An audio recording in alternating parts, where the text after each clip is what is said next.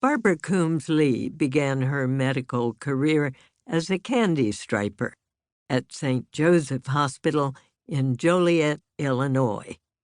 As she writes in her book titled Finish Strong, Putting Your Priorities First at Life's End, she's been working in healthcare for almost 55 years, specializing in intensive care and emergency rooms, caring for very ill patients, helping them stay alive. However, she came to believe in an individual's right to finish life on his or her own terms. She remembers the day, May 19, 1994, the day Jacqueline Kennedy Onassis died of non-Hodgkin's lymphoma. She writes, Her son, John F. Kennedy, Jr., emerged from her apartment that morning and comforted the crowd that stood grieving on Fifth Avenue. He said, "My mother died surrounded by her friends and her family and her books. She did it in her own way and on her own terms, and we all feel lucky for that." Barbara said that moment motivated her to find a way to avert the suffering that so many undergo at the end of life.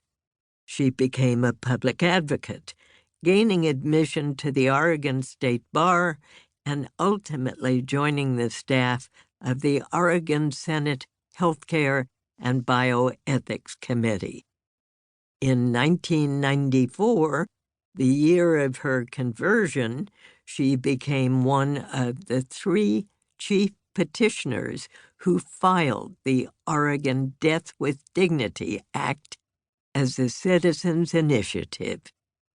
She writes, I spent the next 14 years defending the resulting Death with Dignity law from efforts to undo it in every governmental arena, legislative, executive, and judicial.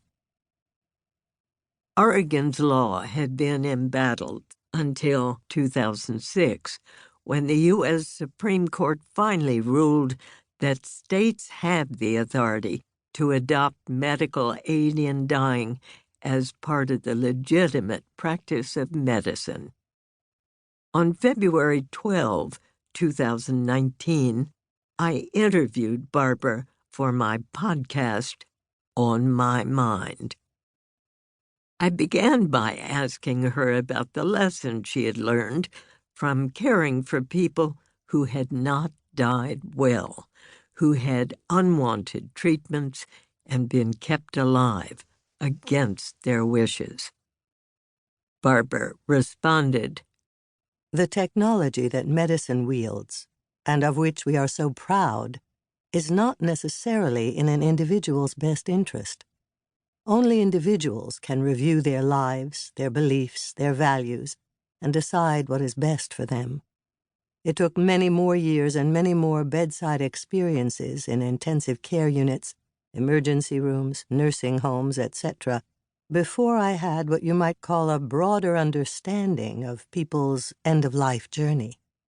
I learned that it might be different for each of us. It's as though medicine has gotten ahead of human desire.